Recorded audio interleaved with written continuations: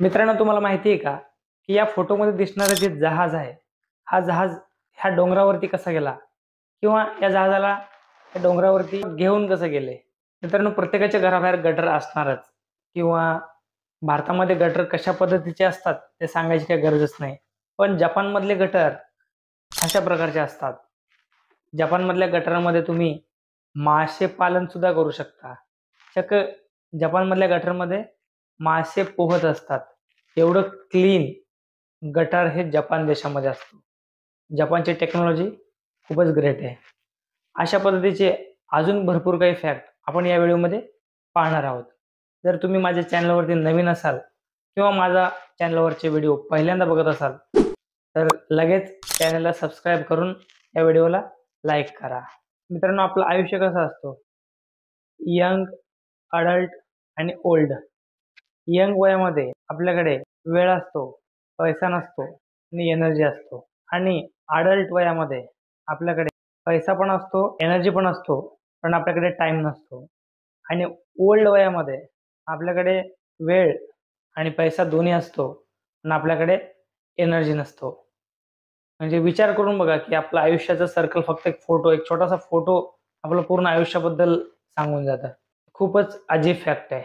आपलं जे जीभ आहे, हा जीभ आपल्या शरीरामधील सगळ्यात लवकर बरा होणारा अवयव आहे. तुम्ही बघा, तुमच्या हातावर जर खरचटलं किंवा तुमच्या शरीरावर कुठे जर खरचटलं किंवा लागलं, जखम झालं, तर ते जखम सुखायला म्हणजे ते जखम हील व्हायला महिना लागतात. त्यानंतरनं ते जखम पूर्ण होतो. पण जर तुमच्या जिभेवरती एखादा जखम झाला, म्हणजे तुम्ही चहा पिताना किंवा चटका बसला किंवा तुम्ही जर काही खात असताना जर चिरला, तर तुम्ही बघा तुमचं जीभ तुम्हाला माहित सुद्धा नसतो, की तुमचा जीभ ऑटोमॅटिकली बरं होऊन जातो. म्हणजे तुमचा जीभ 24 तास ते 48 तासामध्ये रिकव्हर करून जातो. म्हणजे कुठलंही जखम लागलं, की ती जखम 1 किंवा 2 दिवसामध्ये लगेच ठीक होऊन जातो. पण तुमच्या शरीरावरती कुठेही जर जखम लागलं, तर जखमला हील व्हायला हप्ते, महिने लागतात. मित्रांनो, मी जे तुम्हाला हे फॅक्ट सांगणार आहे, तुम्हाला ऐकून थोडंसं हसू येईल, पण रिसर्च केल्यानंतरच हा फॅक्ट सिद्ध केलेला आहे. या गोष्टीवरती अनेक वैज्ञानिक लोकांनी रिसर्च केलेला आहे.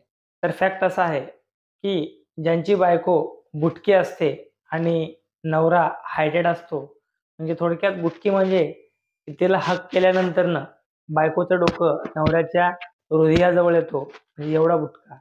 एवढ्या बुटके असलेल्या जोडी असतात.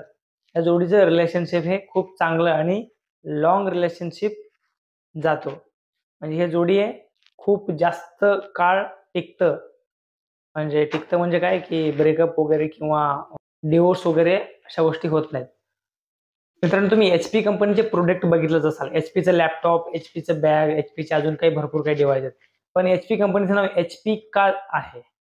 तर मित्रांनो, HP हे 2 माणसाच्या नावाने बनलेलं आहे. HP म्हणजे H म्हणजे हॅवलेट, P म्हणजे पॅकार्ड. म्हणजे दोन्ही नावाच्या पहिला अक्षर H आणि P हे दोन्ही अक्षर मिळून हे ह्या कंपनीचं ब्रँड नेम ठरवलेलं आहे. HP. यामागे सगळ्यात महत्त्वाचं म्हणजे सगळ्यात मजेशीर फॅक्ट असा आहे, की HP या दोघांच्या नावाचे सगळ्यात पहिला अक्षर या कंपनीचं नाव बनवण्यासाठी गेलं.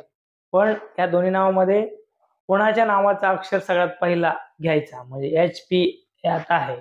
तर P वाल्याचं जर पहिलं आलं असतं, तर PH असं कंपनीचं झालं असतं.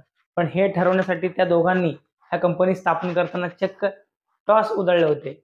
म्हणजे शिक्का उधळले होते. शिक्का उधळून ठरवले होते, की नाव कंपनीचं कसं ठेवायचं. म्हणजे एवढ्या मोठ्या ब्रँडचं नाव ठरवताना फक्त एक शिक्का उधळून त्याने ठरवलं. ग्रेट. मित्रांनो, तुम्ही कधी गाणं गायलं आहे का? तर तुम्ही या प्रश्नाचं उत्तर द्याल, आम्ही काही सिंगर आहे का? तर मित्रांनो, या जगातील सगळ्यात मजेशीर फॅक्ट असा आहे, की या जगातील सगळ्यात लोकांनी कधी ना कधी हे गाणं म्हणलेलंच आहे. याचा अर्थ असा नाही, की तुम्ही स्टेजवर जाऊनच गाणं म्हणायला पाहिजे.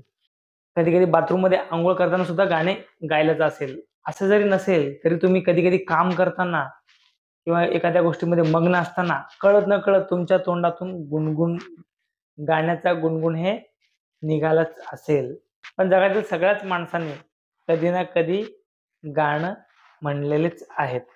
हे पण एक गजब फॅक्ट आहे.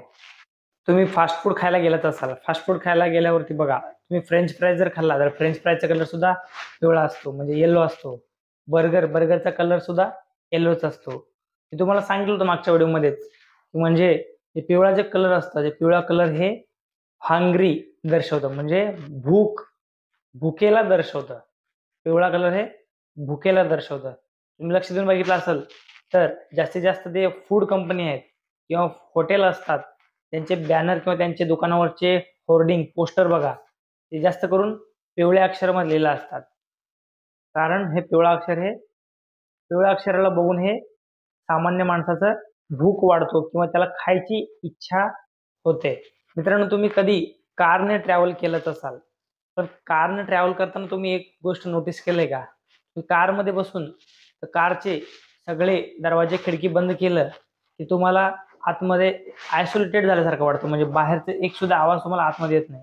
तर बाहेर दुसऱ्या गाडीच्या हॉर्नचा आवाज, एकदम बारीक असा आवाज तुम्हाला ऐकू येतो. मग बाहेरनं कोणी जर तुम्ही आवाज दिलं तर एकदम बारीक आवाज तुम्हाला येतो. तो बाहेर जे नॉईस असतो, म्हणजे बाहेर जे गोंधळ चाललेलं असतं, ते गोंधळ एकदम कारमध्ये बसलं की कमी होतो. म्हणजेच काय, कारमध्ये बसलं की बाहेरचा आवाज हे एकदम हलक्या प्रमाणात ऐकू येतं. जर तुम्ही रोल्स रॉयल्स कारमध्ये कधी बसलेत का? रोल्स रॉयस कारमध्ये जर तुम्ही बसाल तर बाहेरचा तुम्हाला जे नॉर्मल कारमध्ये बसल्यावरती जे साऊंड येतं, ते साऊंड सुद्धा येत नाही. म्हणजे 1% सुद्धा बाहेरचा आवाज तुम्हाला ऐकू येत नाही. म्हणजे अगदी तुमचं घड्याळाचं काट्याचा आवाज सुद्धा तुम्ही ऐकू शकता. एवढं बारीक साऊंड सुद्धा तुम्ही रोल्स रॉयस कारमध्ये बसून ऐकू शकता.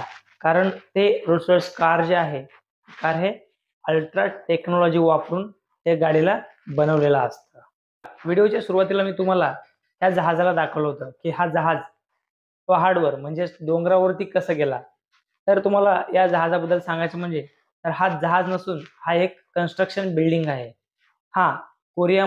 साऊथ कोरियामध्ये तिथं एका बिझनेसमनने आपल्या समुद्राच्या काठी असलेल्या हॉटेलला असा शेप दिलेला आहे, म्हणजे जेणेकरून त्यामुळे आपल्या हॉटेलची पॉप्युलॅरिटी सुद्धा वाढेल, ब्रँडिंग सुद्धा होईल आणि हे एक आकर्षण, म्हणजे इथं लोकांसाठी म्हणजे कस्टमरसाठी हा एक आकर्षणाचा स्थळ बनेल, या हेतूने साऊथ कोरियामध्ये एक बिझनेसमॅनने हा हॉटेलचा आकार हा असा बांधलेला आहे.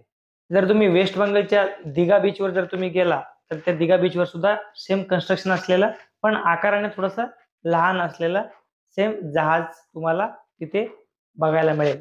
सेम जहाज म्हणजे जहाजाच्या आकाराचं कन्स्ट्रक्शन त्या बीचच्या बाजूला एका हॉटेल मालकाने बनवलेला आहे. एक नवीन जन्मलेल्या बाळाच्या शरीरामध्ये किती रक्त असू शकतं? फक्त 1 कप रक्त नवीन जन्मलेल्या बाळाच्या बॉडीमध्ये असतो. गजब! म्हणजे एवढ्या मोठ्या बाळाच्या शरीरामध्ये फक्त आणि फक्त 1 कप रक्त असतो. लॉबस्टर म्हणून एक कीटक असतो, हा एक किडा असतो. किड्याचे अवयवाबद्दल जर तुम्हाला सांगितलं तर तुम्हाला मजा येईल.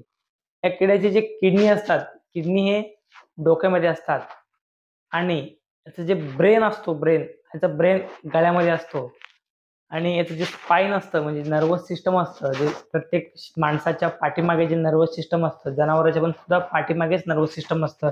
कुत्रा, मांजर, वाघ, सिंह, जिराफ हे काही प्राणी असतात, त्यांच्या पाठीमागेच नर्वस सिस्टम असतं. पण ह्या किड्याचं नर्वस सिस्टम हे पोटामध्ये आहे.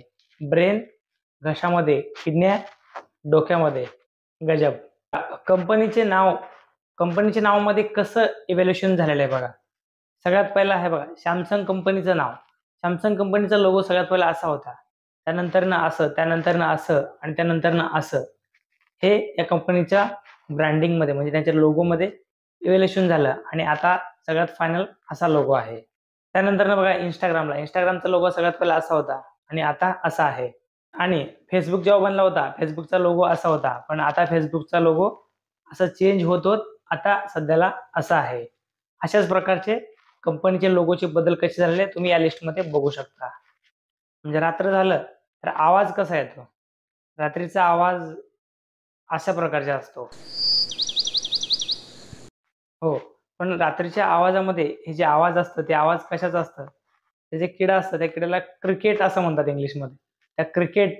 ते क्रिकेट नाही जे आपण महेंद्रसिंग धोनीचा क्रिकेट बघतो किंवा सचिन तेंडुलकरचा क्रिकेट, ते क्रिकेट नाही. त्या किड्याचं नाव सुद्धा क्रिकेट आहे. आणि त्या किड्याच्या आवाजावरून सुद्धा बाहेर किती टेम्परेचर आहे त्याचा अंदाज लावता येतो. आता ते तुम्हाला माहित नाही, पण पहिल्या जमान्यातले जे लोक होते, त्यांच्याकडे ज्यावेळी टेम्परेचर मापण्याचं साधन नव्हतं. टेम्परेचर कसं नापायचं ते नापायचं काही साधन नव्हतं. त्यावेळी हे लोक त्याच्या आवाजावरून ठरवायचे की बाहेर किती टेम्परेचर आहे. म्हणजे थोडक्यात 15 सेकंदामध्ये ते किती वेळा आवाज करतो बघा आणि ते आवाज काउंट करा. म्हणजे 15 सेकंदामध्ये ते किती वेळा आवाज करतो किडा. ट्वी ट्वी ट्वी ट्वी ट्वी असा. 15 सेकंदचा आवाज झाला प्लस 37 करा. म्हणजे जेवढं येईल तेवढं पॉईंट एफ असा एवढा टेम्परेचर बाहेर आहे समजा. भारत ज्यावेळी स्वतंत्र झाला 1947 साली, म्हणजे $1 ची व्हॅल्यू ₹3.30 एवढा होता. म्हणजे थोडक्यात थोडंसं जास्त अमेरिकाचा होता. म्हणजे आपण सरासरीने बघितलं तर ऑलमोस्ट हे सेमच होतं, फक्त अमेरिकाचं थोडंसं जास्त होतं. पण आता बघा तुम्ही अमेरिकेचे डॉलर आणि आपल्या भारताच्या रुपीजमध्ये किती डिफरंट आलं.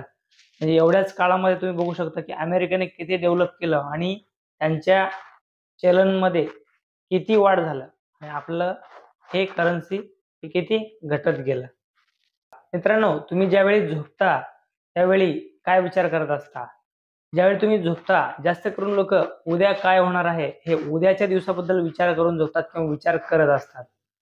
पण असं न करता जर तुम्ही आजच्या बद्दल जर विचार केला किंवा आज दिवसभरामध्ये काय काय चांगलं घडलं किंवा आज मी जे काही चांगल्या गोष्टी केलं तर त्याबद्दल जर तुम्ही विचार केला तर तुमचं माइंड अजून थोडंफार पॉझिटिव्ह होऊ शकतं. पण जास्तीत जास्त लोक हे असे करत नाहीत. काय करतात की उद्याचा दिवस कसं जाईल किंवा उद्याचा दिवस मी काय करेल, उद्याचा दिवस कसं काय हे ते. म्हणजे विद्यार्थीचं, नोकरीवाला नोकरीचं, बिझनेसवाला बिझनेस बद्दल, म्हणजे सगळ्या गोष्टी उद्याबद्दल काय होणार आहे याच गोष्टीचा विचार करतात. म्हणजे हे याच्याने माइंड आपला अजून जास्त प्रेशर, म्हणजे आपल्या मेंदूवरती, म्हणजे आपल्या ब्रेनमध्ये प्रेशर येतो. म्हणजे आपण तणाव स्वतः निर्माण करतो. तणाव निर्माण करून डोक्याला ताण देऊन आपण झोपतो. मित्रांनो, आपले जे डोळे आहेत, आपल्या डोळ्याचे जे भुया असतात, ते डोळ्याचे भुया तुम्ही एकच भुया वरती करू शकता का? म्हणजे असा जे काय करा, म्हणजे तुम्ही एक भुयाला वरती करू शकत नाही. पण आपल्या जगामधील जे पॉप्युलेशन आहे त्या पॉप्युलेशनच्या फक्त 20% लोक एक भुया हलवू शकतात. म्हणजे एक भुया खाली वर असं करू शकतात. आणि तेवढेच लोक आपले कान सुद्धा हलवू शकतात. म्हणजे आपली एनर्जी वापरून, म्हणजे असं कान हलवू शकतात. माझं हलत नाही, माझ्या कानाला बघू नका. पण असे आपले कान हलवू शकतात. आपल्या भारतामधील गटारी तुम्ही बघू शकता. आपल्या भारतामधील गटारीचा हाल एवढं दुर्गंधी आणि एवढं तुंबलेला असतो की नेहमी कुठल्याही शहरात जावा, कुठल्याही गावात जावा, शहर किंवा गाव सुरू व्हायच्या आधी शहराच्या सुरुवातीलाच सगळ्यात पहिला मोठमोठे कचऱ्याचे ढिगारे आणि भरलेले तुडुंब नाला हेच दिसतात. नाला जरी बनवलेला असला तरी भरलेलेच असतात. साफ सुद्धा होत नाही. कारण त्याच्यामध्ये तेवढंसं मटेरियल, म्हणजे तेवढं घाण त्यामध्ये साचलेला असतो. पण जपानमध्ये हे बघा, जपानमध्ये अशी टेक्नॉलॉजी आहे की रस्त्यावरील पाणी सुद्धा, म्हणजे गटारीतलं पाणी सुद्धा एवढं नितळ, एवढं शुद्ध असतं की त्यामध्ये मासे सहजासहजी पोहू शकतो. जर तुम्ही त्या पाण्याला जरी बघितला तर तुम्ही त्या पाण्यामध्ये हात घालून तुम्ही हात धुवू शकता, असं तुमच्या मनामध्ये विचार येईल की हा किती छान पाणी आहे, म्हणजे किती सुंदर पाणी आहे. आणि त्यांच्या गटारीच्या शेजारी चांगल्या चांगल्या फुलाचे झाडं सुद्धा लावलेले असतात. म्हणजे अगदी गार्डनमध्ये गेल्यासारखं फील होतो. आणि आपल्या देशामध्ये असे तुंबलेले गटार असतात. म्हणजे किती वेगळं आहे ना, ते सुद्धा गटारच आहेत आणि हे सुद्धा गटारच आहेत. फक्त तिथले लोकांची मानसिकता आणि तिथले वावरणाऱ्या लोकांची क्लीन ठेवायची जी पद्धत, त्यामध्ये फरक आहे. मित्रांनो, हे होते आजचे फॅक्ट्स. या फॅक्ट्समध्ये तुम्हाला कोणता फॅक्ट सगळ्यात जास्त आवडला कमेंट करून सांगा. आणि व्हिडिओला लाईक करा. चॅनलला अजूनपर्यंत सबस्क्राईब केलं नसेल चॅनलला सबस्क्राईब करा. नेहमी इन्फॉर्मेटिव्ह फॅक्ट्स तुमच्यापर्यंत पोहोचवण्याचा प्रयत्न करत असतो.